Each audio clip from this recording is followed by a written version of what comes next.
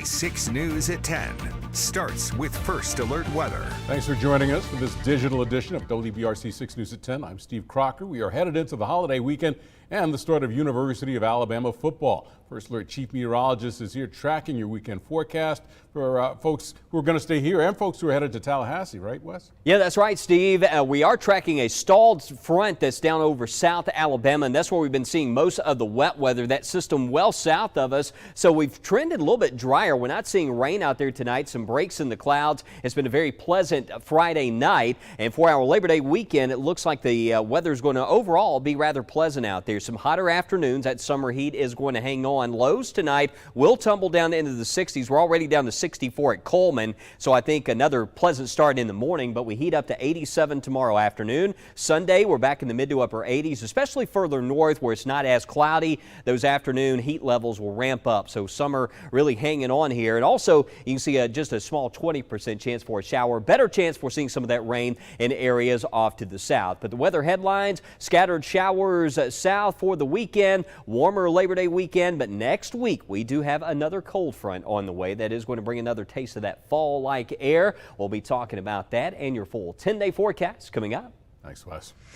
4 women are facing charges after Birmingham police say those adults encouraged a fight between middle school students.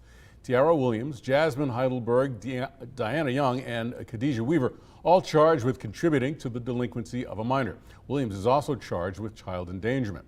Officers responded to the Tom Brown housing community in North Avondale last night for a fight involving students from Hayes Middle School. Police say they learned several adults may have encouraged the fight between the young girls.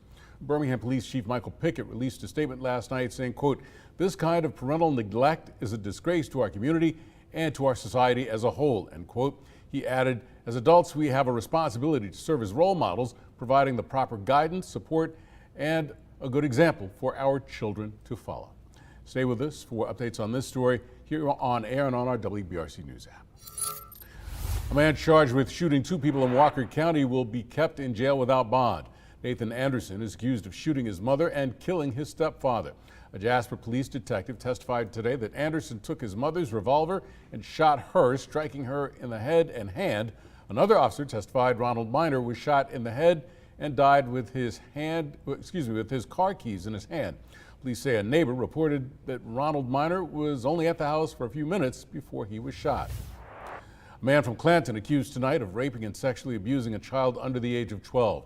Chilton County deputies arrested Roy Wampler on Wednesday. He's being held in jail tonight without bond. News tonight, the Jefferson County Sheriff says violent crime in your neighborhoods, we're talking about shootings, rapes, and robberies, is down significantly. Your reporter Brady Talbert is looking into what leaders say they're doing right to protect you and your neighborhood. Yes, this is all about keeping your family safe. That's why the sheriff is thrilled to see a 23% reduction in some of the worst crimes tearing families apart. We're going in the right direction. The right direction, but Jefferson County Sheriff Mark Petway stresses the work isn't over. From January to August, the sheriff reporting homicides, rapes, robberies, burglaries, and auto thefts are all down countywide. So when we see the reduction like this, 23%, that means that we're making progress. Sheriff Petway highlighting 2 tactics he says are leading to arrests. First and foremost, collaboration is key. He says his office is working hand in hand with other local agencies, sharing information on potentially dangerous criminals. We're chasing very much the same guys. They cross county lines, they cross city lines.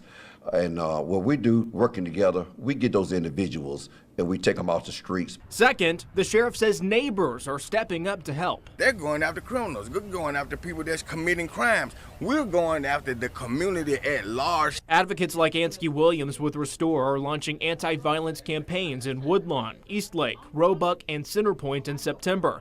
He says it's everyone's job to do their part by speaking up when you know a crime has been committed. It's snitches get stitches until it's your family member.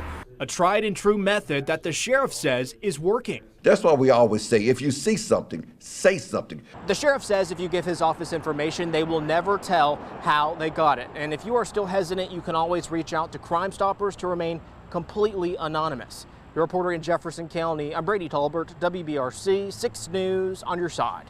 Investigators in Minneapolis still trying to understand why someone fired into a Catholic church during Mass earlier this week. That gunfire killed 2 children and injured 18 other people, most of them children as well.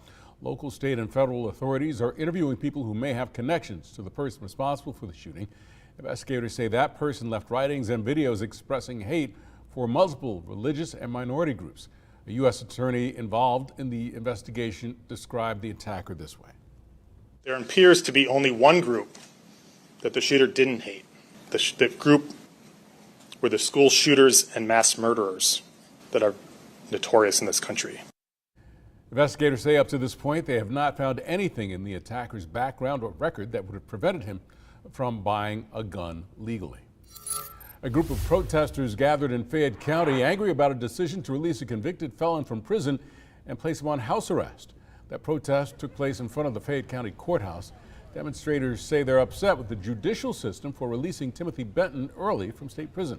Court records show Benton was sentenced to 17 years in prison in 2020 on sex-related charges involving children. We're not sure why the court released Benton early and sentenced him to house arrest with a GPS monitoring system. Stay with us as we work to get you more information on this story.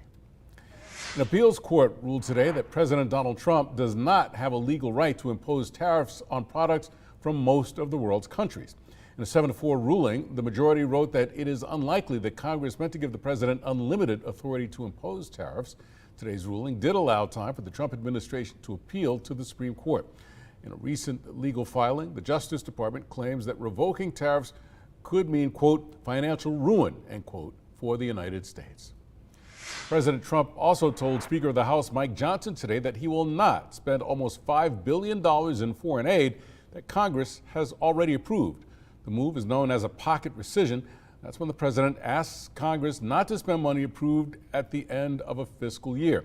The current fiscal year ends at the end of September, so unless the Congress takes some other action, the money will likely not be spent. A WBRC safety check tonight. More than 750,000 pressure washers are being recalled because they might explode. The recall involves Ryobi brushless electric pressure washers. More than 30 people have been reported getting hurt while using the pressure washers. If you own one, just stop using it immediately and go to Ryobi's website to request a free repair kit. Across Alabama, a man who ran for mayor in Opelika is now accused of perjury. The Lee County District Attorney says Herman Barnes was arrested yesterday. He lost Tuesday's election to Eddie Smith. Barnes has bonded out of jail. Authorities in Marshall County say this woman, Heather Jones, acted as someone's attorney in a case without a law license. The Marshall County District Attorney claims Jones signed a motion in that case and wrote that she was an advocate/law student. Jones's trial is scheduled for October. Concerns tonight from the head of Alabama's Department of Human Resources about federal cuts in the One Big Beautiful Bill Act that include SNAP benefits. Commissioner Nancy Buckner told lawmakers that her budget request will increase by $35 million in 2 years to help cover administrative costs and an estimated $173 million for the SNAP program. The bill cuts the federal responsibility for SNAP from 50% to 25% and increases the state's responsibility to 75%. The Hoover City Council held a special meeting this morning to officially certify the city's election results from Tuesday. That means longtime Police Chief Nick Durzis is now officially mayor-elect after he defeated current Mayor Frank Bricado. 2 races for City Council are headed to a runoff, though. The runoff for Council Place 2 will be between Kenneth Cox Jr. and Gene Smith. The runoff for Council Place 3 will feature Liz Lane and Ashley Lavelle. Those elections are scheduled for September 23rd.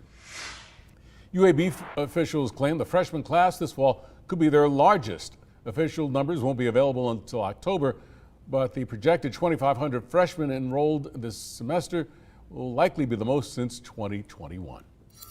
Covering Shelby County, the city of Alabaster started paving work in several neighborhoods today. Leaders hired an outside firm to evaluate all of the city-owned streets. We'll give you a look at just a few of the streets that are being paved at this point. About 25 street segments are involved in this project. You can find a full list of streets involved and a link to make your own suggestions about paving on our WBRC News app.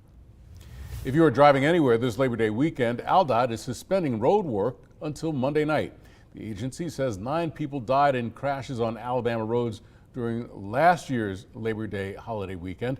Leaders hope suspending lane closures will make the roads a little safer. ALDOT also reminds you to watch your speed and don't drive distracted. Honoring our nation's heroes, Congressman Robert Adderholt paid tribute to Vietnam veterans in Blount County today. The congressman held a pinning ceremony for more than 160 vets. The veterans are primarily from Blount, Cullman, Marshall, and DeKalb counties.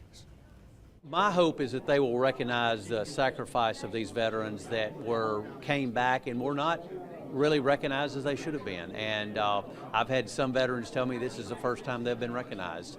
And again, this has been 50 years since the ending of the war. It's an honor because it's my dad, you know, and he did serve not just for me but for you and everybody else. And I thoroughly enjoyed representing him today. We add our gratitude to those veterans for their service. The Minnesota State Fair this week featured the typical attractions and something you might think belongs in an art museum. A butter sculpture is carved on the first day of the fair every year. The winner of the Princess K of the Milky Way contest gets her likeness carved out of a 90-pound block. Several other state fairs also have variations of butter carving contests. Wes?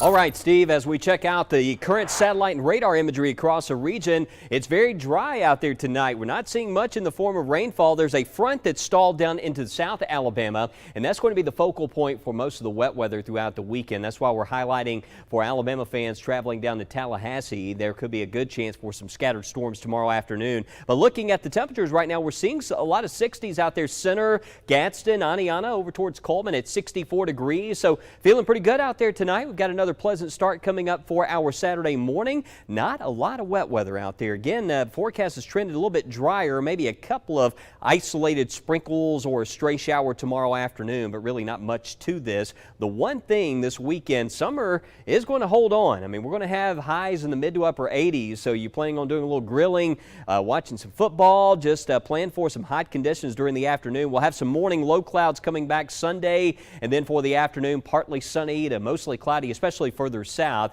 and again maybe a couple of those showers. Stays kind of cloudy at times between now and Labor Day, highs in the 80s, but next week once we get to around Tuesday or Wednesday, forecast data really locking in on the next chance of rain. You see all this showing up here. This is the model projections going into late Tuesday and Wednesday and next week. We could see a better chance for some showers and perhaps a couple of thunderstorms as a next cold front's on the way. That's going to be arriving around the middle of next week, and it looks to bring another surge of fall-like air coming up. We're talking about drier, less muggy conditions, and that's going to bring highs back in the low 80s, upper 70s towards the end of next week. But again, for tomorrow, I mentioned that Alabama football forecast. You can see kickoff at 2:30, 82 degrees. Look at the rain chance, 80%. Yeah, so make sure you have the First Alert weather app just in case there are some lightning delays. Scattered storms will be possible, even a chance for rain and storms at halftime, and towards the end of the game, you see that rain chance there around 20%. So good chance we could see some wet weather there, even all along the coast. Folks traveling down for the weekend. No tropical trouble at the moment,